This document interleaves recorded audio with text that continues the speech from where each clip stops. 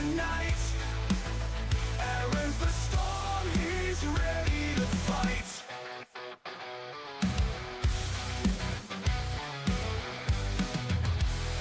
Voices echo in darkness, where honesty dwells. Aaron drops knowledge, casting his spells. Feelings are fading, lost in the fray. If you can't handle it, step out of the way. It's a bitter pill, but he's done being nice. Had to say it, no holding back. Words like fire, igniting the track. Listen or leave it, your call tonight. Aaron's the storm, he's ready to fight.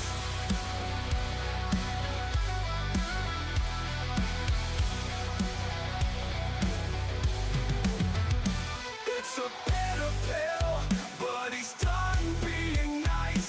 Had to say it, no holding back. Words like fire, igniting the track. Listen or leave it, your call tonight. Aaron's the storm, he's ready to fight. So brace yourself tight, prepare for the quake. Aaron had to say it, the truth won't break. Yeah, the truth won't break.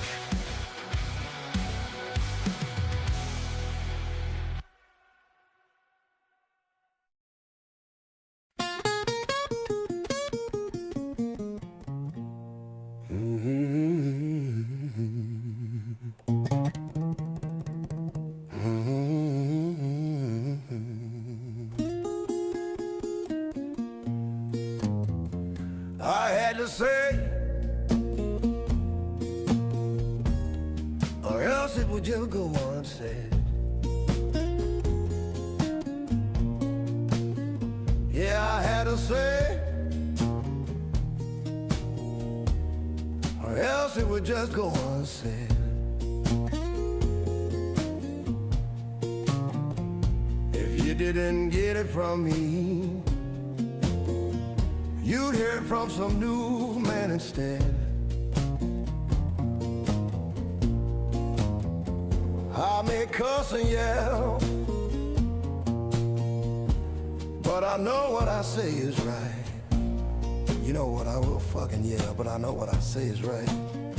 So long as the world be fucking shit up, I'ma yell into this mic. Left or right, don't matter, I will call you on your shit. I said left or right, don't fucking matter, I will call you on your shit. If you decide that fucking up, the gorilla's gonna deal with it. Yeah, I had to say it, or else it will go unsaid. Yeah, I had to fucking say it, or else it will just go unsaid. If you didn't hear it yelled at the top of my lungs, you got fed a crock of shit instead.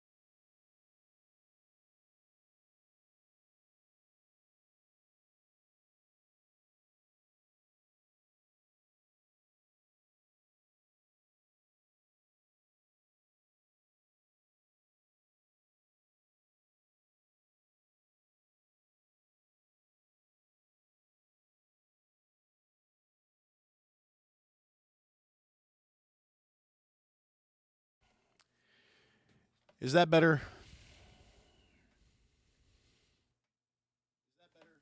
Yep, there it is. I unmuted the display so I could hear myself for a minute there. Okay, so take 2. And as long as I'm thinking about it, I didn't start recording either. There we go. Recording in progress. So we are going to start it as we do every week by saying to Iceman, Jason, Javier, Fitz, McShane, El Jefe, El Devlin, El Morte, to the guys from the Willard Report, to Billy G, to Walt from the B-Raw Podcast, to Kate, the Duchess of New Jersey, to Boomer Bob, to George Fonts of a World Blaze Podcast, and to our most recent edition, Josh. Thank you guys for your continued support. It means the world to me. I said a whole bunch of really nice sentimental shit before somebody pointed out the fact that I had forgotten to unmute my microphone, and now I am not going to bother repeating that. You guys are awesome. You're so wonderful. You're smarter. You're more fun to be around. You're better looking. You're good dancers. You all have wonderful rhythm, and I assume that you all have very healthy colons. I don't fucking know.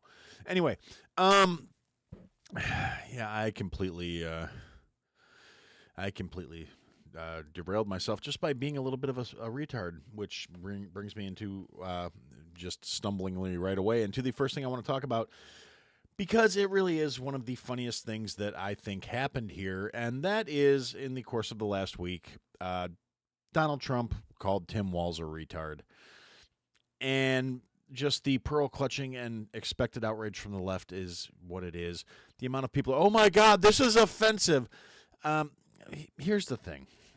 And I really, from the depths of my Gen X blackened soul, want you motherfuckers to understand this. It's only offensive because you are weak, soft, and simple-minded. You are fucking soft in the fucking head. Your personality is fucking wet Charmin. You fucking suck. Retard, it's not the R slur, which I've been seeing all over the place. News articles and social media posts and fucking retarded motherfuckers. Oh my God, he said the R slur. Retarded R slur? Fuck you. Retarded is actually a medical term used to apply to people of a mentally deficient status. Now, in common usage and popular usage, you don't call people with actual legitimate mental or intellectual disabilities retarded. You call stupid motherfuckers who don't have an excuse retarded when they do stupid fucking shit. Now, if you can't understand that really basic concept, I'm sorry, but you're a fucking retard. I don't have any sympathy for you. Your feelings don't dictate how I speak. At the end of the day, this is still fucking America. We still have the First Amendment. We still get to say the things we like to say. Whether you like it or not is completely fucking irrelevant. And if you're going to go out there and you're going to whine and you're going to get on your little fucking horse and say, oh my God, the R word is offensive because I have a special needs child. Well, nobody's calling your special needs child a fucking retard. They're calling someone who doesn't have the excuse of having a legitimate medical handicap that did something that would be on par with something you could expect from someone with a legitimate mental handicap. There's a very fine distinction there. And your inability to process the difference and your offense at that term is not my fucking problem. At the end of the day, if you're getting all bent out of shape because Trump's throwing around the word retard, you haven't been paying attention. He's not some soft-spoken, politically concerned, politically minded individual. He never has been, even prior to entering anything related to politics. He was always a brash son of a bitch. It's not new. He built a whole television empire on it, on being a dick. So anybody that's clutching their pearls now because he called Tim Walz a retard and he called a fucking reporter a pig and told another reporter they weren't very intelligent, and people are just, oh my God, I can't believe he's being this way to the members of the press. Have you paid attention to what the fucking press has been doing for the last 2 decades? They're fucking worthless. They are not inherently deserving of respect, and they've done not a goddamn thing to earn said respect. So fuck them. Yes, being a member of the press does not put you above being a horrible person. It does not put you above saying stupid shit. It does not omit you from the possibility of him pointing out that you are ugly on the inside and the outside. It does not omit the fact that you might be a bit of a fucking pig, and getting called on it might be exactly what you need, you soft, thin-skinned, smooth-brained, slack-jawed, mouth-breathing, cousin-fucking pieces of shit. Yeah, I'm really kind of pent up about this whole thing, aren't I? I mean, this maybe it's the Gen X in me. Maybe that's just my cop-out for being an abusive prick. That, yeah, I don't have a problem with people calling somebody a retard. I do it on a fairly regular basis, honestly. And the fake outrage and the fucking posturing and the, oh my God, he used the R slur. You don't just get to decide something's a slur. You don't get to decide, well, since I have a problem with this particular term because I'm soft and I'm weak and I have no fucking internal fortitude and other people's words mean so much to me that I'm going to let my entire fucking day be ruined because somebody said a word I don't like. And in the same breath, the same people that are getting all bent out of shape about Trump calling Walz a retard. And yes, I'm going to keep coming back to Walz a retard because, frankly, the guy's a fucking retard. You can look at his face and see that the fucking elevator may go all the way to the top, but the fucking warehouse on the top floor is fucking empty. The motherfucker is devoid of common sense, absolutely lacking in any kind of logic or morals or quality or standards or anything of any real fucking value, which is going to come up later. This is what they call foreshadowing in the business. But so this slack-jawed retard, and then you look at his mentally unhinged, fucking deranged, talking down to everybody like they're fucking infants because she's got some inherent unearned superiority complex wife, and you look at his fucking self-important cunt daughter, and the only one in that family I feel anything for is the kid who may actually have legitimate disabilities based on every time he's been in public and how he behaved. I'm pretty sure the kid's on the son's on the spectrum, and being raised by someone who is mentally deficient in terms of the ability to process anything beyond his own goals and selfish ends, and a fucking wackadoo mother. I feel bad for that kid, but frankly, the daughter's a cunt, which just shows piss poor upbringing brought on by being raised by a pair of fucking narcissists who you could not pay me to be convinced that Tim Walz is not a closeted fucking Fruit Loop. But at the end of the day, your inability to accept who you actually are is a you problem. I don't fucking care. It doesn't change the day, the time of day in my world. It doesn't fucking change the price of the fucking gas I got to put in the car. It doesn't change the price of the fucking food I got to put on the table. And it really doesn't matter a fucking lick to me what you actually do in your own time. Just quit lying to the fucking world, Timmy, you sad sack of shit.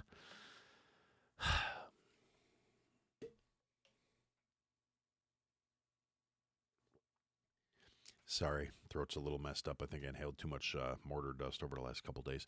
Working on a couple projects around the house over the weekend and today. It's feeling a little rough. I should have been wearing a mask.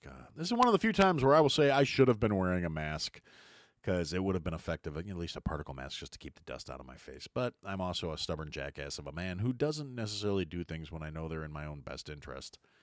I don't know where that puts me on the personality test that John took that he talked about on the Boomer Bunker today, but yeah, I'm a stubborn jackass. So anyway, so yeah, that's the first thing I really wanted to talk about is the amount of fucking retards that are bent out of shape that Trump said retard.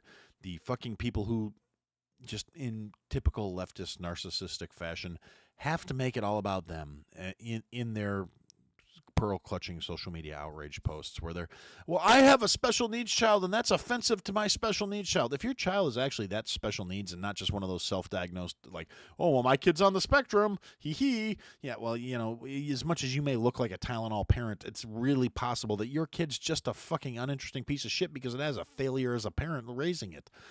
But if your kid is legitimately mentally handicapped and disabled and has processing issues and has anything that could be legitimately medically called retardation, chances are the kid doesn't know that calling Tim Walz a retard is supposed to be offensive to it unless you put that idea in its head.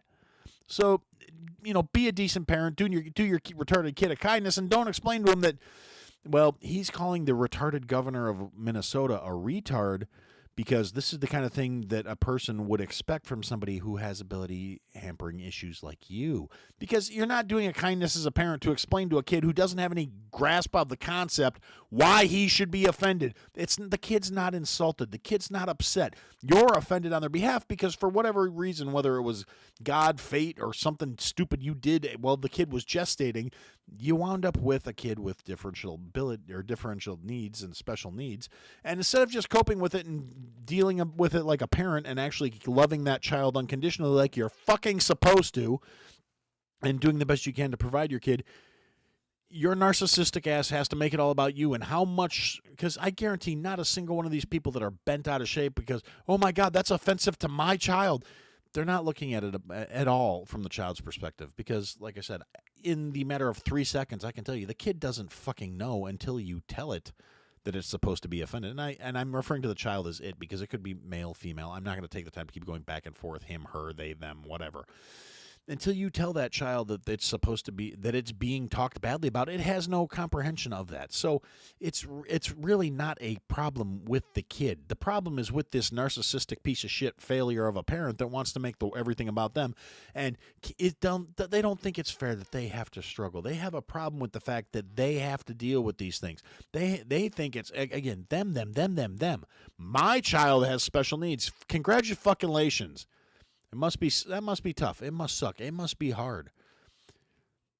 Is the kid offended because the president said something you don't like? No, the kid isn't. The kid is probably completely unplugged from the day-to-day factors of life, much less what's going on with Tampon Timmy and fucking the Cheeto-dusted fuck muppet. God, they did it again. That's 2 weeks in a row where I called Trump a fuck muppet instead of a fucking... I should do better. I'm disappointed in myself. I'm sorry. You guys deserve better from me. I should be more consistent. But yeah, so cheetah dusted bastard, my bad. Oh shit, Bruce is here taking a page out of my book and being a smartass in the chat. Okay, funny man, make with the giggle stuff. That I'm acknowledging that, Bruce.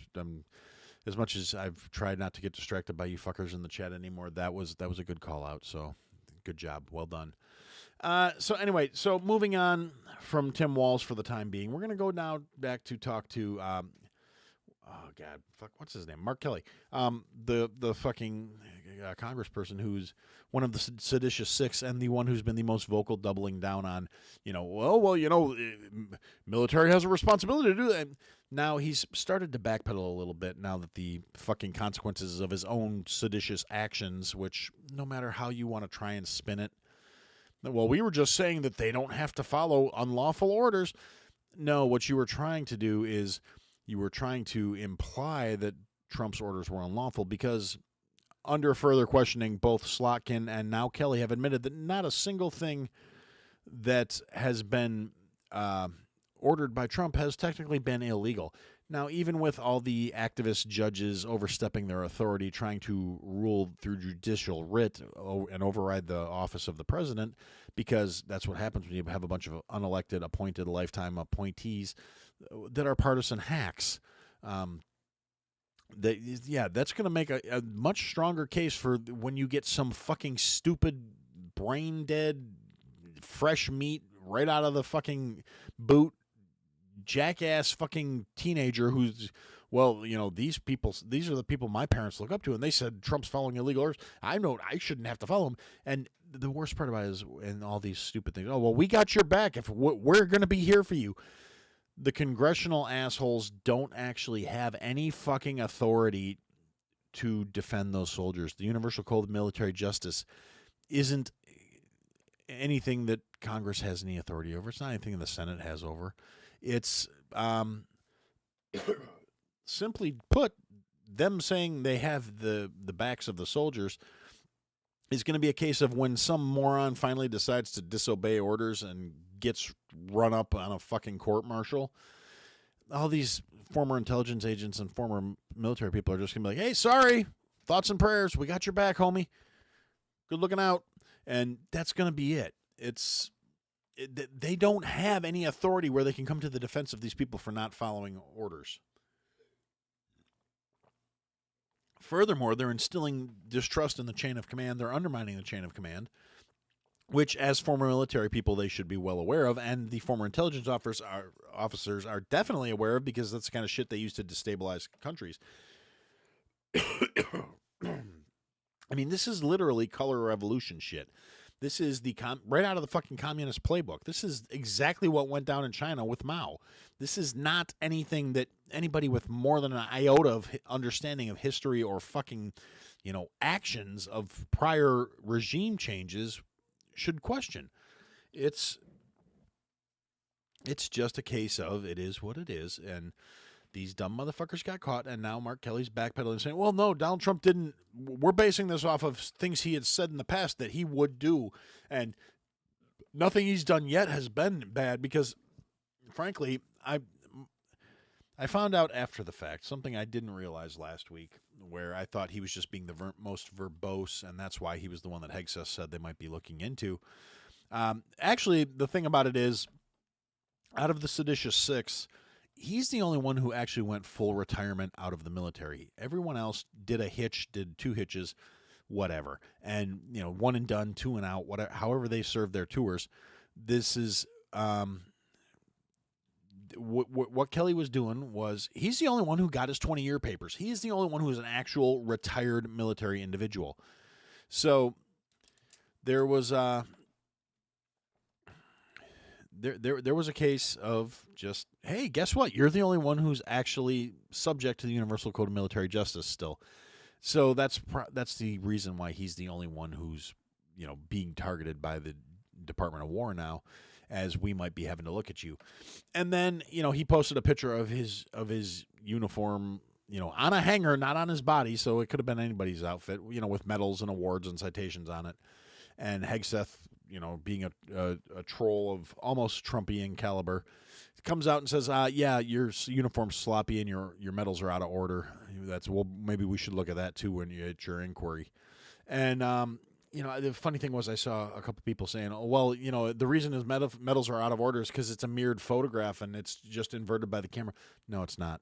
That's the problem with that, is you can look at where the shoulder epitaph is and where the buttons on the collar are, and you can see the medals aren't out of order because the shirt's inverted. The medals are out of order because they're out of fucking order, because it's a sloppily put together shirt for a photo op that was not a good thing. So yeah, so that's he's still doubling down, but with a little bit of backpedaling. Well, no, I'm still saying if there's an illegal order, they don't have to follow it, and they need to be aware of that. But he hasn't issued any illegal orders yet. So, I mean, it's kind of a CYA situation, because they realized that they didn't get the fucking support and the backing that they thought they were going to, and their little fucking weak-ass sorry video didn't get the reception they were hoping for. And so they immediately moved on to the next fucking narrative, because they had to. And then we had, the day before Thanksgiving, 2 National Guard members were shot in D.C. Unfortunately, a lot of people wanted to jump to conclusions. It's one of those reasons why I'm glad it wasn't like right before the episode came out, or I might have said something that was completely out of pocket about the shooting without having better information. And there are a lot of interesting theories floating around tied to that, up to and including the fact that, so one of the phrases in the Seditious Six video could have been an activation key for a fucking sleeper cell that could have led to this act of violence against the Guard. And Eliza Slotkin going on the news and in the video basically demonizing troops, in saying that troops could be activated against American citizens, could have actually inflamed the situation. Turns out the shooter is a person who came in here during the botched Afghan withdrawal, one of the 150,000 unvetted Afghanis that were brought in under the Biden administration, who swore up, down, left, right, and sideways that these people were vetted. But the problem with that is, first off, for them to be actually vetted, you'd have to trust the information you're getting from the Taliban, who is the acting government of Afghanistan now, which is probably a bad idea. You don't really want any vetting from them. On top of which, you're talking about a government and a country that didn't really have a real solid paperwork structure in place, didn't require ID for fucking anything. And it was kind of like, no, trust me, bro, I'm so-and-so. And all kinds of vets who were actually over there are talking about all the reasons why that's a bad fucking idea, particularly the ones that are now out of Congress, or out of service, I mean. Not out of Congress. My brain's overlapping in the notes. So that's, excuse me, dust. Yeah, so these 2 National Guard members get shot. One was a 20-year-old girl. I can't even say woman. 20-year-old girl, not even old enough to have a drink yet legally, and then a gentleman. They were shot. She passed away, unfortunately. Last I heard, he's still in critical condition. He's still alive.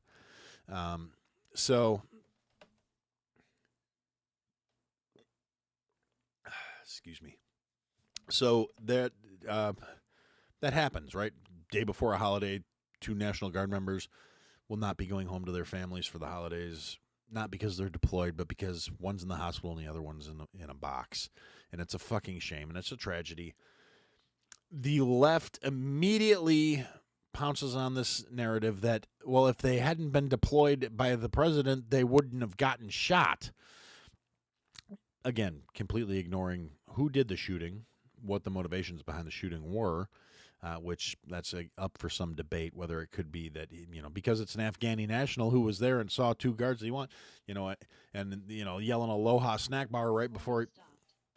Recording in progress. I don't know what's been going on. My keyboard's been shorting out lately or something. The desk jiggles too much, and all of a sudden the recording pauses, but it's back now. Anyway, so yeah, this motherfucker, Afghani that was supposedly brought in because he was a translator or some shit. And these were supposed to be the people that were our allies, and they're still attacking our soldiers in our streets. And there's 149,999 more of these motherfuckers running around our country somewhere, thanks to the Biden administration. Okay, just to address something, Bruce has a little update here, which I appreciate, and I'm going to address this even though it's in the chat. I'm trying to ignore the chat. Apparently, the guardsman gave a thumbs up today to the nurses. He's upgraded to serious condition instead of critical, but he's still in the ICU.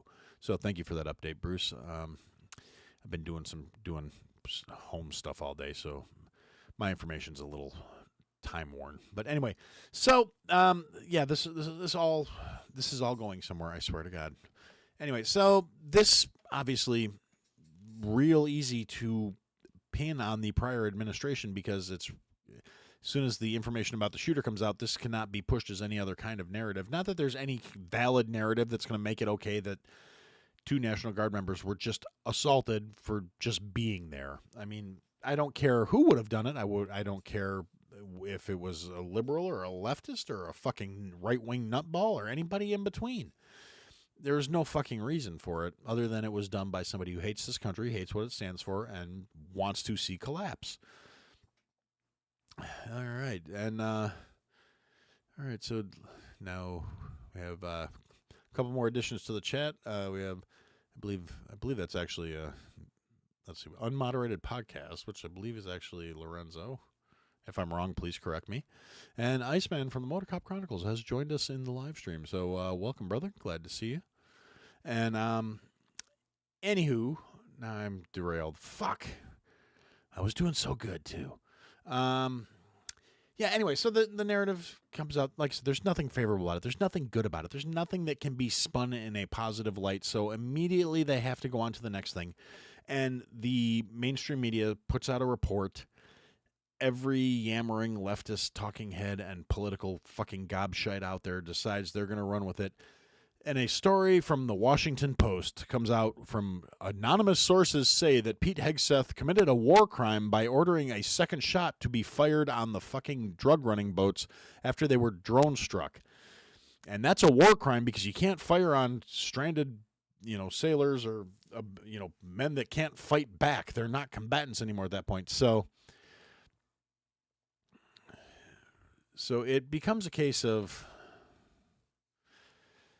realistically, and I'm trying to kind of focus on how I want to phrase this because there's a certain degree of truth to, like, yeah, the rules of engagement are you're not supposed to fire on people that have surrendered or people that do not have the ability to fight back, and that would constitute any sailors whose their vessel was destroyed and they're stranded in the fucking water. Conversely, the big concept behind that is the ideals of civilized warfare, and realistically, warfare is not a civilized thing in practice, whether or not the ideals behind it are supposed to be. I mean, things behind ideas like the Geneva Conventions, which, let's be honest, in a lot of cases are probably viewed more as a checklist than a fucking case of, well, these are things you can't do because it's fucking wrong. Particularly when you're talking about things like narco-terrorism and situations where there is not an established field of combatants. There is not a case of these are the lines. This is not a war where, we're lining up on one side, you're lining up on the other, and we're going to fucking fight over this middle ground until somebody wins. The days of that kind of warfare are long fucking behind us, and trying to hold to ideals established to deal with that kind of fighting doesn't always translate real well. I say all of that to say this. it's WAPO. Anybody who wanted to take that article seriously that was based on anonymous sources from one of the most hack partisan bullshit rags still in operation needs their fucking head examined. And the fact that you're picking up stories that are being amplified by people like Adam Schiff tells you pretty much through the fucking gate that it's a bad fucking read. It's not something you need to take seriously. The Department of War has already come out and rebuked that fucking article and refuted it and said, look, there's no proof of this. You have no evidence that this was happening. This is irresponsible journalism. And it didn't fucking happen. That order was never issued. It's bullshit. You don't have any proof because you're... And they literally said the Washington Post is known for writing stories out of whole cloth, as in they just make shit up and run with it. They don't report. They're not an actual news outlet anymore. They are a partisan hack job fucking rag, and that's all they are. And so, yeah, that story comes out because they had to get those two guards' faces out of the news cycle. They had to get that out of rotation because it was making their side look terrible when you couple an attack on National Guard members literally less than a week after they released this stupid fucking video saying that the guard could be turning on the fucking citizens of the United States. The fact that it was performed by a non-citizen is a whole nother conversation that, well, I touched on briefly saying that these 150,000 unvetted Afghanis all need to fucking be sent back. And it's like, oh, well, some of these people are going to die under the Taliban. Well, you know, maybe they need to go fight for their country instead of coming here and expecting to co-op ours. And people will say things like, oh, well, you can't say that. You're xenophobic. You're bigoted. You're whatever. I don't have a problem with people from foreign countries. I have a problem with people that want to come here and turn my country into their third world shithole. If you want to come to the United States, you want to come here for opportunity, you want to live your best life, you want to enjoy the freedoms and rights that we have, then you need to fucking assimilate. You need to come in. You need to realize the rest of the fucking country is not going to bend over to accommodate you. You need to accommodate us. We're not in your house. You're in ours. You're not being a good guest by expecting us to live according to your fucking rules. Go fuck yourself. That's my stance on the matter. It's not a partisan thing. It's not a political thing. It's just the fucking way it is. If you don't like it, I don't fucking care. Feel free to move on. I'm not going to be hurt. And, yeah, so there's that. And, excuse me. And then, so we have this debacle from the Washington Post that is picked up and amplified by all the fucking yammering leftist retards out there. And then, in the course of my perusing social media in between family things and the holidays and cooking for Thanksgiving, which will be actually coming into play with, I did remember this week to do Aaron's recipe thing that I'm going to put at the end of the episode. So don't let me forget before I wrap up. It is ready. We need to have the Aaron's recipe. I want to try and be more consistent about it. But at the end of the day, it's a case of, so I go on social media and I find out apparently Eric Swalwell, who, for those of you who may not pay as much attention to politics, whether it doesn't apply to you because it's not in your neck of the woods, or it's just something you want to avoid because it makes you miserable, or whatever your reason is, Eric Swalwell banged a Chinese spy. That's one thing you need to know about him. He's in Congress. He's a representative out of California. He is not been removed from any of his sensitive positions after being exposed as a Chinese spy fucker. He has not been censured or brought up on charges or anything else for compromising the safety of the United States of America in his position as a congressperson who was fucking a Chinese spy. He is now a person who is known for having farted on television during an interview, like loud enough where it fucking picked up the audio on his mic and they couldn't buffer it out. And I really honestly, I hope he kind of shit himself. And that's just me being petty and spiteful because, frankly, he's a slimy looking sack of shit. Every time I see him, and he's one of those fucking leftist retard millennial motherfuckers, I guess, because I think he's younger than I am, who is always, trying to cut social media videos and, oh, look at me, I'm edgy, I'm trendy. He was cutting videos where he's cussing about the fucking Trump, and he's talking about, no tacos if you deport all the Mexicans, which is fucking retarded. Nobody said we want to deport all the Mexicans. We just want to deport the illegal ones. And it's a case of this everything he does, and he's constantly smattering his mug on everything he can, any attention he can get, and he always looks fucking greasy. He looks like he needs to wash his fucking hair. He looks like he smells. He looks like he needs a fucking shower. And now he's running for the governor of California in this next cycle. So, I mean, honestly, as bad as Gavin was, I can't imagine he'd be any fucking worse. But frankly, California, if you elect that piece of shit, you deserve whatever bad things happen to you, because there is no way. I mean, you have a guy who's already kissing the Chinese Communist government's ass in Gavin as your governor. The guy who was literally fucking the Chinese Communist government is probably not going to be much of an improvement. Yeah, they cleaned up the fucking streets of San Francisco because Xi Jinping was coming along, but they can't do it for you or me or any other fucking tax-paying American. So realistically, if you vote for that piece of shit, you deserve what you get, and that's the long and the short of it. And since y'all didn't pass the voter ID referendum in the last election cycle, you kind of deserve it, because none of you could be bothered to get off your asses and get out there and do something in your own best fucking interest. So, that's rough. Personally, I'm still hoping that, the good Lord will smite California into the fucking ocean. And I'm sorry, Bruce, and any of my other listeners that might be based out of California, Bruce, George, and anybody else. I love you guys dearly. I'm sorry you're stuck there, but I'd love to watch it slide right into the fucking sea. The only problem is it would be a lot of trash washing up on the shore when it happens. So, that being said, so all this ridiculous noise comes out to get rid of the fucking noise coming out about the things people in this country should actually be pissed off about people that signed up to volunteer and serve their country being assassinated on the streets for nothing other than being there. It's fucking sad. Excuse me. And well, Bruce will be all right. He says he's going to have beachfront property if the rest of the fucking California slides into the sea, so that's great. I'm glad that makes me happy.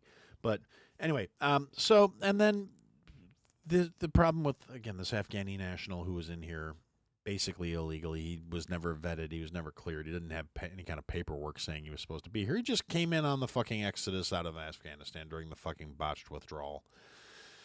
And it's a case of like I said, the fact that he kind of made it a Aloha snack bar situation, and the Islamic militants they're at that stage now where they're starting to feel secure in their numbers, where it's gone from you're Islamophobic if you say anything about what we're trying to do to now we have the position of power and you're going to fucking do what we tell you to. And that's a problem. It's not fun for anybody. It's not going to end well, because honestly, there was a time when I believed if there was actually going to be conflict on American soil again, it was going to be a case of left versus right. But I think that was when I was a little younger and a little more naive.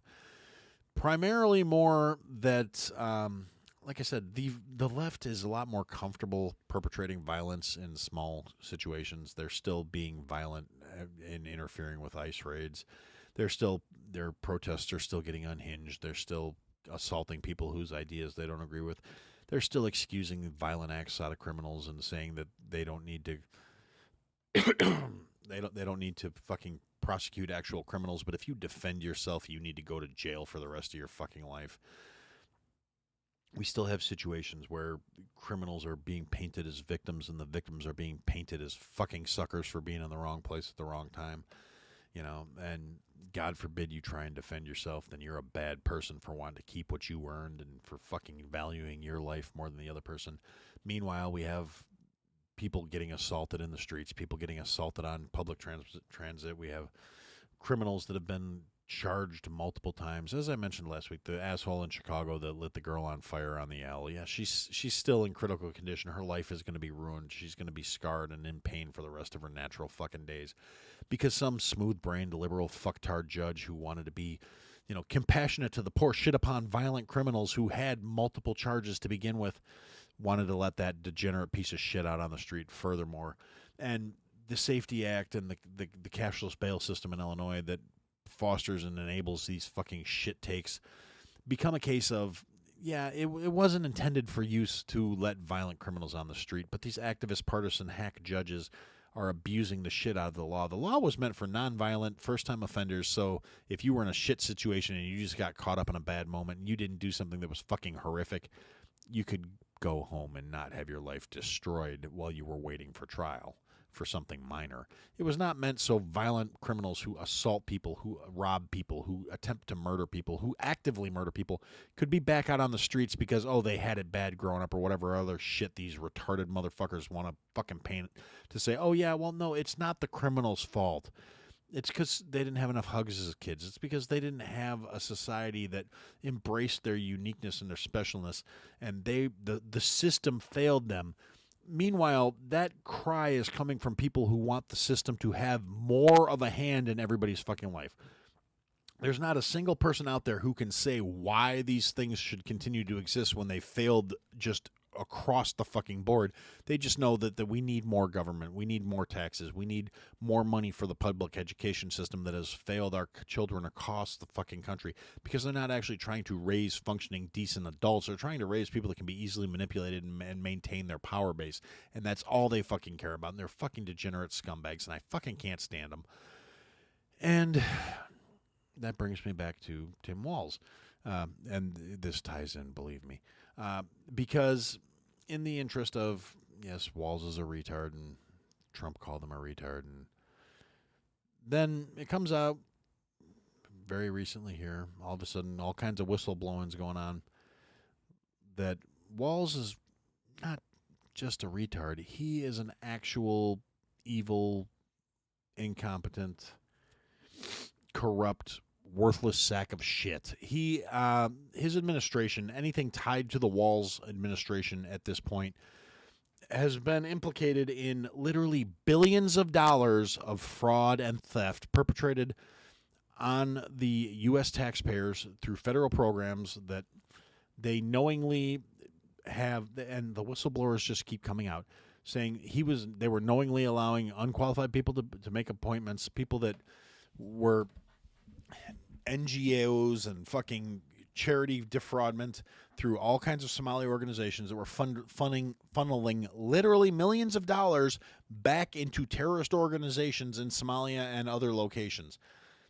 And the implication is very strong that, yes, Tim Walz knew all about it. He was complicit in it, and there's really not much you can say about that other than the fact that he is an utterly corrupt, horrific retard who thought he was going to get away with it because, you know, I don't know, he's the anointed retard, I guess.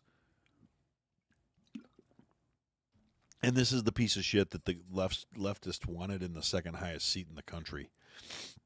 I mean, granted, if you look at who they wanted to have the first highest seat in the country, that it's not like their standards are real fucking high, you know. The people that wanted to tell you this Indian lady was a black woman, and because she was a black woman, that's why she lost, because rednecks don't vote for her. Well, rednecks weren't going to vote for you anyway, you dumb bitch. But yeah, no, it was the left is. It's really telling what they think of the average person when you look at what they put up as candidates.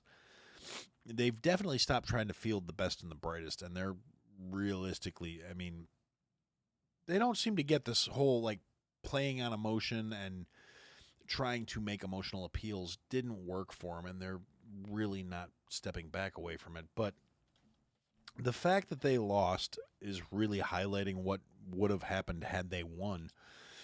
This country would be absolutely, truly fucked. But at the end of the day, the corruption is being exposed. Now, I don't necessarily think that it's the corruption and the thievery and the swamp is exclusive purely to the left. I don't want to give that idea. Do I think it's much more prevalent on the left? No, actually, I think the right is every bit as fucking guilty of corruption and grift and taking their fucking bit too. It's just a matter of their priorities and how they're getting their cut that is different. And it may be less detrimental to the country overall, but the swamp is still the fucking swamp. These people still go to the same fucking country clubs. They still hang out together. They still make the same backwoods deals, and they're still buddy-buddy, and they're still hanging out on the weekends and all this other dumb shit.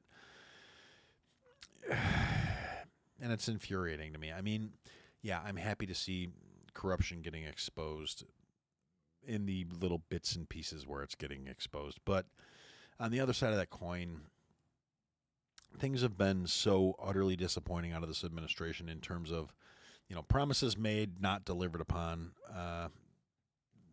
The stuff I talked about last week, the Second Amendment failings with Pam Bondi, the utterly hypocritical horseshit where it's like they're really believing their own fucking hype, like, oh, we are the future, we are the way, ignoring all the people in the middle that they had to get votes from to sustain their position, and going back to just, oh, well, business as usual. I mean, the American people voted against the swamp, and the swamp fucking won, from what I can tell. And you get the actual constitutionalists in there that are being branded as traitors and rhinos. The people who want to put, policy over party and do what they're actually being elected to do and represent their fucking constituents are being branded as traitors by the fucking administration currently and by the MAGA movement in general, which took a really solid idea and just kind of went to shit. Okay, I can't not address this one. Iceman says he likes the swamp, got good fishing and crawfish and hunting. I'll give you that one. I've never really gone fishing in the swamp. I've gone crawfishing, shot a few things in the swamp, but never went fishing. So I'll take your word for it. But that's not the one. I'm talking about the one in D.C. that's just full of corrupt motherfuckers and envelopes and fucking, congressional aides fucking in fucking meeting rooms in Congress. That swamp, Anyway, yeah, so like I said, billions of dollars funneled through Somali NGOs, massive degrees of fraud where it's not like it was just a case of, oh, well, we, fraudulently applied for this number or whatever. It was charities for things like autism, where literally all they had to do to get more money was say they were treating X amount of autistic children. No records, no proof, no evidence that they were doing anything to actually treat these people, no vetting, no securing actual information. Just massive amounts of, a resettled population that were transplanted and plugged into the middle of fucking Minnesota to basically do exactly what they did, to defraud the American taxpayer, to continue to breed strife and discord and fucking disarray in the fucking United States for whatever reason. I mean, depending on how tight you want to wrap your tinfoil, depending on how fucking deep down that conspiracy theory rabbit hole you want to go, it's the globalists, it's fucking Soros. Oh, yeah, and by the way, George Soros, a lot of this shit tied back to him and his fucking, beard-wearing, fucking closeted fucking son, who is just a disgusting, slimy human being. Like, literally every person you might hold in contempt that is in Washington, D.C. right now, I guarantee you can find a picture of them buddy right next to that pencil-necked faggot. Ooh, I'm sorry, I wasn't supposed to say that. Ooh. Yeah, no, that came out harsh. Because honestly, at the end of the day, we've had this conversation before. I don't care. And yeah, this will probably get pulled off of YouTube now. But, yeah, it slipped. I didn't mean to throw a gamer word out there, but it's not like I'm monetized, so fuck them. But, I honestly, I don't give a shit about someone's sexual orientation. I just hate Alex Soros. He is such a garbage human being. And, it's just infuriating me that the fact that he gets to exist bothers me.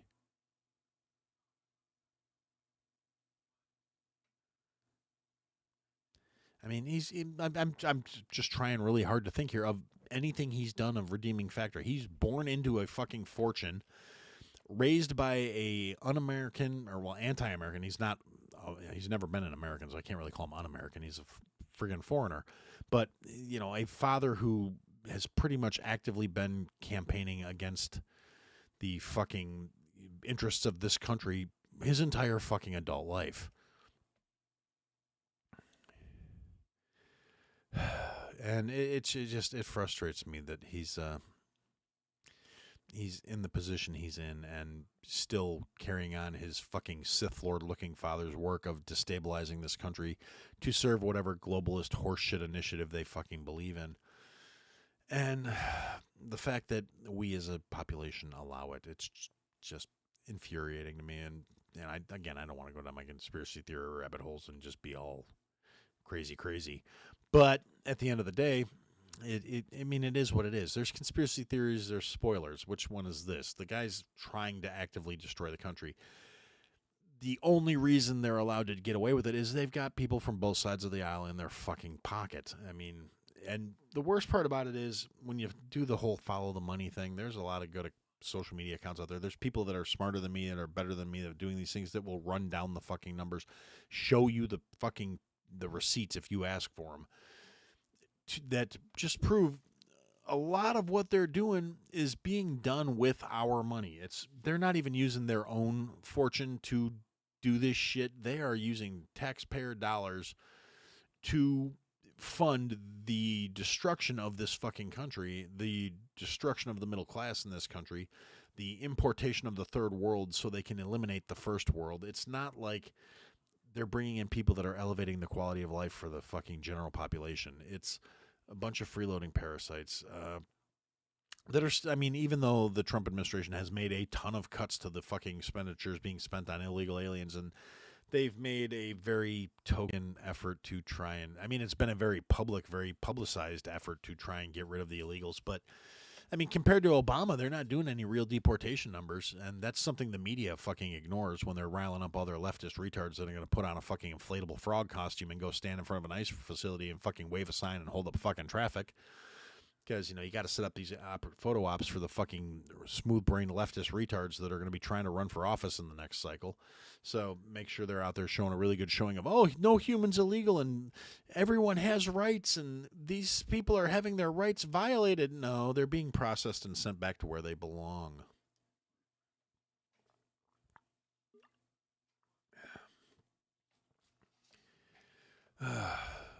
So... anyway, that brings me to kind of, I had a thought, and this all kind of ties into the general degradation of the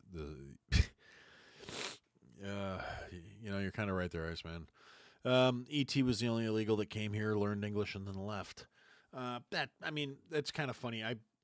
To be slightly derailed here, I did see a video earlier today of a guy that's been deported to Somalia, and he's having a meltdown because he was running one of those, like, you know, my country is so great accounts, and you know, Somalia is part of the that's something else I wanted to address that I forgot about because it's not in my notes, but I did remember it now. Ilhan Omar said another brilliant fucking piece of fluff last week too, that, you know, the Somali people are part of the intrinsic fabric of the United States. You know, and because they're essential to the United States. No, they're really not. They were imported in mass in the early 2000s. You're not essential to the fabric of the United States. You're a fucking parasite. Particularly her, she, you know, I really do believe the allegations that she committed immigration fraud, and she should be fucking kicked out of the United States Senate and deported because she's a piece of shit. Or I'm sorry, Congress, not the Senate. But anyway.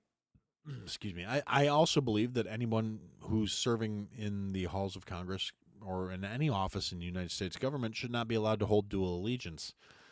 And if you get caught holding allegiance to a foreign nation, you're tried for treason. I really think that's the only way this can be dealt with, because if your loyalties align with another country, you can never be trusted to serve the best interest of this country, and subsequently you should not be representing the people of this country.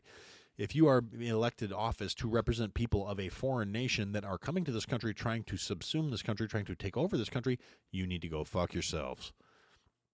But, yeah. So Ilhan was saying how essential they were, and then we come to find out they're funneling billions of dollars to terrorism. So, yeah, they're really essential in her playbook. I hate that broad. I loathe her with the furnace of 1,000 fucking suns, and she's not even at the top of my list of people I can't fucking stand. She's definitely at the list on that list of people I wouldn't break if I saw him crossing the street. But that's a conversation for another time. But yeah. So anyway, so I had a thought. And it kind of ties into this because I was thinking about, how did we get here? How did things get this fucking off the rails? How did we get to the point where the country is so divided that there are so many whining, entitled, just unrealistic retards out there running around just, they can't produce, they can't contribute.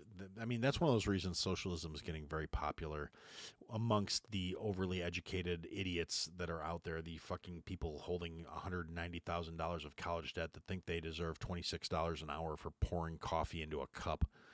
The fucking purple-haired land whales that are out there talking about they don't have to identify as what they were born with. The fucking smooth-brained retards that are easily manipulated. The educated idiots, the useful idiots of the fucking color revolution. How did these dipshits get to be so them? And a thought popped into my head, a phrase that I've heard for a significant portion of my life. And unfortunately, in a lot of ways, it's very true, particularly in academia, particularly today. And that's the phrase, and I spent a lot of time disagreeing with it when I was younger, but as I've gotten older and more jaded, and I don't want to say more realistic, but more suspicious of certain things. And the phrase is, those who can do, those who can't teach. Now, when I was younger, I come from a family where I have a lot of educators in my family, and I kind of took that as a fucking slight without merit, saying, just because people are teaching things doesn't mean they can't do other things. But there was a time where it was a case of those who can do, those who can do, and those who can't teach. But it didn't have the same context as how it really applies today, I think, because there was a time when you learned your craft, your trade, your whatever, from people who were accomplished in said trade or craft or field. And it wasn't that they can't because they were unable to per se. It was more like those who can do in terms of like physical type stuff. People who couldn't, it didn't mean necessarily that they were not able skill wise or things like that. It was more in reference to when we were a more physical society. It was originally meant more as like, warrior culture, fucking farm culture, fucking mechanics, things like that. You did well you could. It originally meant you did well you could, and when you no longer could do, you passed along your knowledge to the next generation to build upon that and to create more people that were competent and capable. And I don't think I really necessarily understood the difference when I was younger, when I was getting offended on behalf of family members that I had that were teachers, because, and I'm saying this as someone who is, I'm not nearly as close with my family as some people are. We disagree on a lot of things, a lot of politically, a lot of, spiritually, a lot of intellectually. We disagree on a lot of things. At the end of the day, I'm not necessarily over concerned about the bonds of DNA, other than trying to make sure you shouldn't be putting out, inbred kids with eyeballs that are touching. But at the end of the day, there was a time when you were being taught by people who had real world experience, people who they were doers. They no longer could do, so they taught you how to do what they did.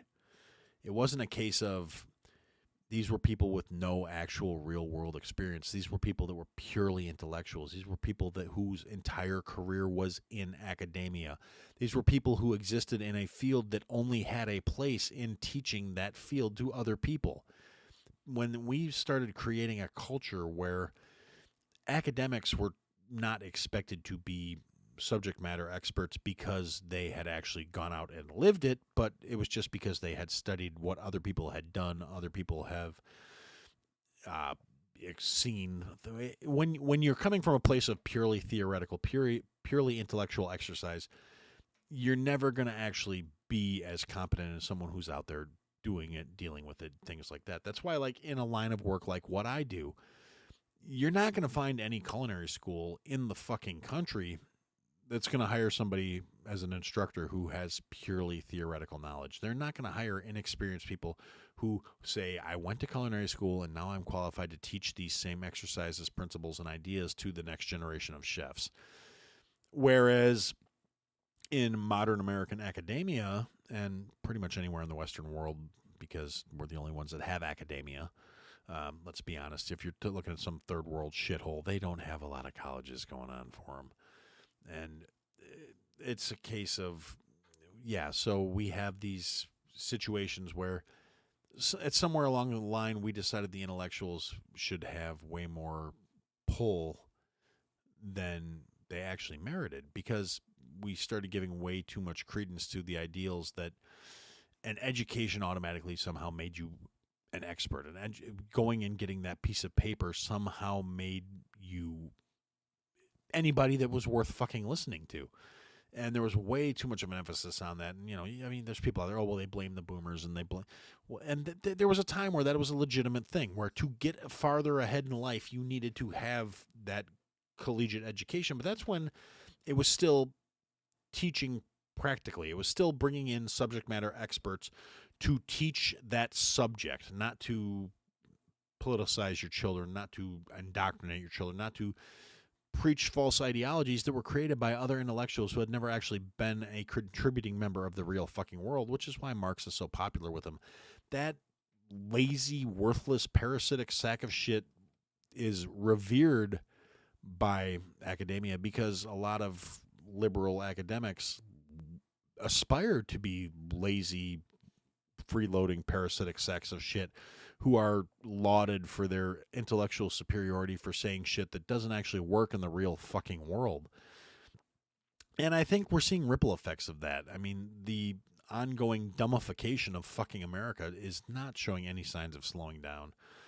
I had a little hope when Trump decided when he ran on dismantling the Department of Education, which at the end of the day, 2026 is right around the corner. The Department of Education is still fucking up and running. He brought in Linda McMahon to oversee it, which I'm still waiting for somebody to get put through a fucking table. It would make me happy in a lot of ways.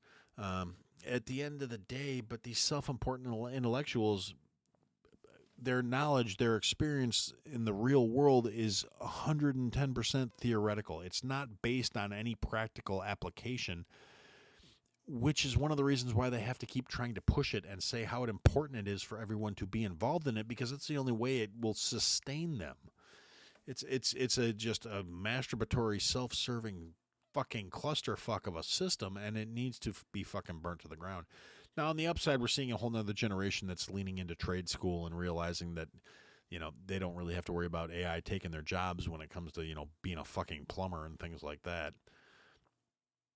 So it's kind of heartening to see there may be a chance that there's a crack in this fucking wall. And honestly, at the end of the day, there are plenty of people out there that have really great theories on how we fix the broken educational system in this country. I have my own theories. I'm not going to go too deeply into that right now because I just looked up and realized we've been going for almost an hour already. And I still have to talk about a recipe for you guys. And I'm going to do this recipe because I was thinking about it.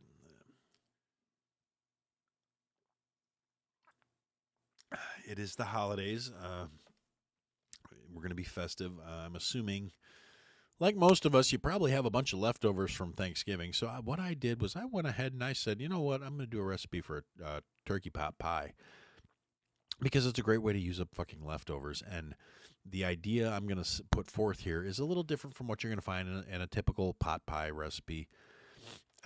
First off, it's not going to be done traditional way. It's going to be, again, kind of a slow cooker thing. And this is just one of those things. It's over my career. It's been a thing. So say you got a whole bunch of turkey left over. You don't even really need to quantify it, but because, it's scalable and it's to taste. And you got your gravy and let's traditional Thanksgiving fare, because that's kind of what I was thinking when I was, when I was putting this idea together for you guys, was there's going to be a bunch of leftovers. And so you got some turkey, light meat, dark meat, whatever makes you happy. I don't care. You got your mashed potatoes, you've got gravy, you've got usually, some green bean casserole. Now, we're not going to put the green bean casserole on this, though, because, if you have plain green beans like I do, yeah, by all means, chop them up and put them in there. I don't like green bean casserole. I think fucking cream of mushroom soup is nasty. Actually, I should have paused. I don't like canned cream of mushroom soup. And oh, for Christ's sakes, Iceman. New to the chat, really good at derailing me. But anyway, so you get your turkey pot pie. You get your take your leftover turkey, chop it up, rough chop. None of it has to be pretty. It's real simple. You're gonna rough chop up an onion. You're gonna take your green beans, chop them up. Or if you have green bean or if you have green bean casserole with the fucking French onions on it, like this, for whatever reason, I don't understand why people like that shit. But with cream of mushroom soup and French fried onions on the top, put that shit back in the fridge. You're gonna have that on the side or whatever. Or you can get yourself some, like, just a bag of frozen mixed vegetables, 1 pound of frozen mixed vegetables, like 2 pounds of turkey, a pint of gravy, 2 cups, however you want to look at it. And you're going to and if you have roasted potatoes, you can put them in the crock pot too. But you're going to take your turkey, you're going to take your gravy, you're going to take your vegetables, you're going to throw them in the crock pot, you're going to chop up an onion, you're going to throw it in the crock pot. You're going to then add about a cup of turkey stock, not or chicken stock if you don't have turkey stock. Like, I'm one of those people, I like to boil the carcass after I take the turkey off, and I actually didn't do it this year. I was being lazy. I'm very, very disappointed in myself. But so chicken stock, turkey stock, whatever you got, you're gonna add a little of that. Because you want it to be kind of thin, and then you're gonna take your mashed potatoes, because we all have mashed potatoes on Thanksgiving, and you're gonna fold in about a cup of those until it's kind of thick, and you're gonna put it on high for about 3.5 hours, and it's gonna simmer and bubble, and some of the moisture is going to cook out of it. The gravy is going to get thinned down by the chicken stock, and then the mashed potatoes are actually going to thicken it up and give body to it. So it's going to be kind of like, it's not going to be an actual pot pie filling, because that usually is made with flour and a roux, and then it's got chunks of potatoes in it. But you're going to have the potato flavor from the mashed potatoes, and this is about utilizing your leftovers. So you're going to have the mashed potato flavor. You're going to have a very strong turkey flavor from your gravy, if you made it right, or chicken flavor if you made it like a fucking Yahoo and you didn't use your turkey drippings. Or I suppose if you deep fried your turkey, you wouldn't have turkey drippings either. But I don't do that because I don't have a turkey fryer. Honestly, that's really the only reason I don't do it. I love deep fried turkey, but I don't have a fryer. So if anybody wants to get me something for Christmas that is not my wife or my kid, the turkey fryer, I'm sure I'll put one on the wish list for the podcast wish list for Amazon, and you guys can buy me a turkey fryer, and then I'll love you forever, and or at least until I forget.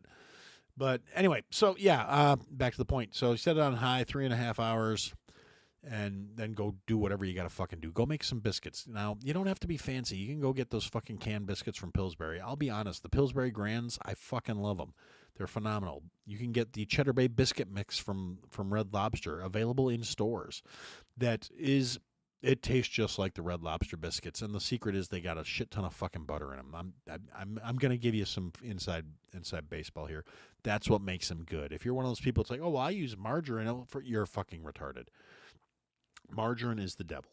Margarine is just hydrogenated soybean oil, and you don't need it. It's not your friend. There's nothing good about it for you. Eat healthy, natural fats, okay? Eat the butter, drink the milk, fucking deal with it. But anyway, you're going to make your biscuits according to package instructions, or if you're, more inclined, you can make scratch biscuits. I'm not going to give you a recipe because, honestly, I've never sat down and thought about it. I just throw shit together in the bowl till it looks right. So I'd have to actually think about it, and I don't feel like thinking about it today, so I'm not gonna. So yeah, make your fucking biscuits while your crock pot pot pie mix is crocking. And then when it's time for supper, you sit down, you put 2 biscuits in a bowl, you break them in half, give them a generous slathering of butter because butter is delicious, and then you ladle your turkey pot pie mix over the top, and if you want to, and this is funny because we did it the other day, something I've actually seen done and we've done ourselves, you can make some tater tots and put them on the top and put a little cheese on it and melt it. And then you get cheesy pot pie with tater tots, and it's yummy too. But yeah, no, put it over the biscuits. It's good. It's quick. It's well, it's not quick, but it's easy. It's very minimal work. Let's see. Iceman used an oilless turkey cooker and injected with Cajun garlic butter, which is delicious, by the way. 14-pound turkey, 4 hours, juicier than Stormy Daniel on a date with Trump. Nice. So, yeah, that's something else I wouldn't mind checking out, an oilless turkey cooker. I mean, like, I have a roaster, and actually, did we get rid of that big-ass Nesco roaster? I think I did. I think I gave that to AmVets, or tried to sell it or whatever. I don't remember. I put it in the garage sale. I don't think we still have it. Mostly because it was just sitting around taking up space and collecting dust. I've been trying to parse some of my less frequently used kitchen supplies, which now a turkey fryer I could get away with because that also doubles as a crawfish boiler or a seafood boiler or a really big pasta boiler if I wanted to make pasta outside. And man, basically, I love cooking outside. I don't know if I'm sure I've probably told you guys that. I love cooking in general. I'm very happy with what I've chosen as a career, other than the fact that I have issues where I don't, have a job right now. But other than that, I really love what I do, and it'd be nice if I could make better money doing it. But in the meantime, I still like what I do. I do the same thing for fun that I do for a living. So it's funny to me, and cooking outside is something I really enjoy. Partly because I just like the feel. I like the way it works. I like the kind of food you can make outside, but you can make pretty much anything outside if you got the right stuff. And I am one of those people. I have a lot of outdoor cooking shit, but I don't have an outdoor fryer / boiler yet. A propane powered broiler or fryer, or even natural gas. I'm actually thinking about converting most of my propane based cooking equipment over to natural gas, because I do have a natural gas hookup out on the outside of the house now. 9-pound Boston button, it also nice. But yeah, so because I do have, I've got the 36-inch Blackstone, I've got a charcoal smoker, I've got a pellet smoker, I've got a propane grill, and yeah, so I mean, I just need to add a fryer to that, so something to think about, I guess. Yeah, I've been kind of parsing some of my inside stuff because it's things that were just never getting used and taking up a lot of real estate. Like I said, I used to have an 18-quart Nesco slow roaster that doubled as you could use it for if you were setting up a buffet and stuff. You could put a ton of stuff. I am not getting rid of a grill, Shauna. It's not happening. I'm not doing it. You can argue all you want. It ain't happening. I have 3 different types of grills for doing different types of cooking. Anyway, yeah, I don't need to be arguing with the old lady in the comments. Jesus Christ. That's some quality podcasting right there, I'll tell you what. So anyway, that's the recipe. It'll be added to the recipe page on the website, probably after this episode drops on the actual podcast audio version. And it will be there. I will have actual quantities and stuff, so it can be a consistent thing to deal with and have consistent results. But I know I didn't describe it necessarily, but it's more, you guys get the gist of it. And maybe one of these days, depending on how things go in the next few weeks, maybe I will set up a tripod and start doing some actual videos of how to do some of this shit.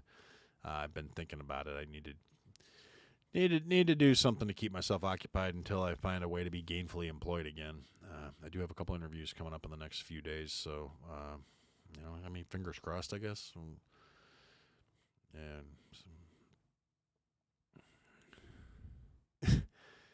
it's not Shira barbecue. I like pork. Pig is delicious, but anyway, so I guess as I usually do during these live streams, I'm going to open it up to the chat. Anybody got anything that I missed that you want to hear me touch on, or yes, no, maybe?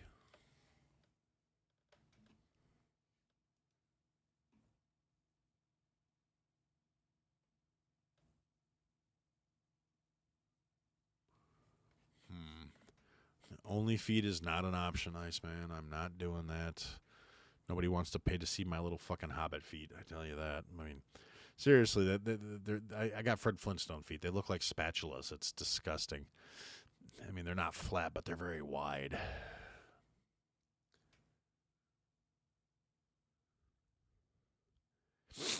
Yeah, it's the damnedest thing, Bruce. I'm starting to feel it too. I was fine up until about a half hour ago, and I've started just filling up.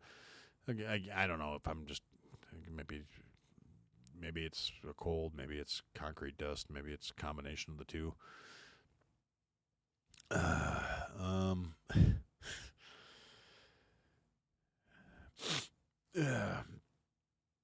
Actually, now that I'm actually thinking about it, I'm definitely feeling congestion. So I suppose, like I said, unless there's something else y'all want me to particularly harp on about, I guess we'll kind of put a pin in it for today.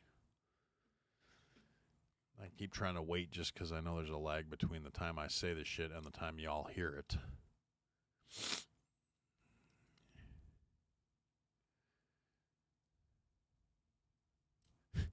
Yes, Ken, you're right. You can also fry cats. Howsoever, as someone who was never a cat person, I have actually kind of come around since, the wife came with a cat. The cat got me kind of swung over, and now we got a different cat, the cat that converted me into a cat person. Well, I'm not a full-blown cat person. I liked our cat, and then we got a new cat now, and he's okay. He's kind of a dick.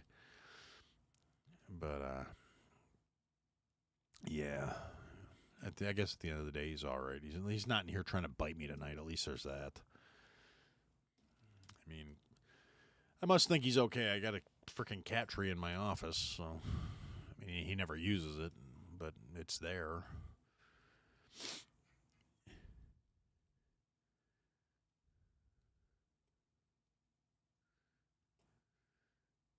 All right. Well, I think at this point we're gonna put. Hey, yes, we are animal lovers here, Iceman. They all God's creatures have a place. It's usually next to the potatoes. Now, I've never had possum. I've heard it's greasy. I have had squirrel, so I mean, if cats taste like squirrel, that's interesting to know. Gamey. Yes, our cat does catch the mice. I'll acknowledge that. He's actually a pretty good mouser. At least now. We've been the first couple of times. The first year we had him, he would catch a mouse and then let it go in the house. Like, hey, this is my buddy. Now I think when he catches mice, he's gotten a little more cat-like. Because the last time I found a mouse in the house, it was only the back half. And yeah, as I understand it, Iceman does have, a petting zoo at his house. Goats, pigs, dogs, turtles. No chickens yet? I don't know. Holster and I were talking about that the other day. Which, while I'm thinking of it, since as I'm putting that in, I'm going to be sitting down with Iceman's co-host, Holstera, theoretically sometime this week. We're spitballing for potentially for tomorrow evening-ish. We're gonna do a little guest episode. I don't want to give too much away. It's gonna be a fun one though. I think. And yes, honey, I agree. We need chickens. We used to have chickens, believe it or not. I know we used to have chickens, but I was gonna say I'm telling everyone who doesn't know us that we used to have chickens, and they were great. Let's see, Iceman's got a red fox coming to the wife's critter feeding station outside. They got him on camera. That's not a good thing with chickens. No, that's true. And actually, I really like foxes too. We used to have one here locally that was really, really it was friendly. It would play with the kids and everything. Some asshole hit it with their car. Just pissed me the fuck off. Like everybody in town knew about it. And it was just a friendly little fox that would run around and go to the playground. And then, like I said, some asshole hit it with their car and just left it on the side of the road to die, which was really fucking sad. And yes, eggs are expensive. They're not as expensive as they were, though. I think the last time I got 5 dozen, it was only like $10. So it's not terrible. It's not great, but it's not terrible.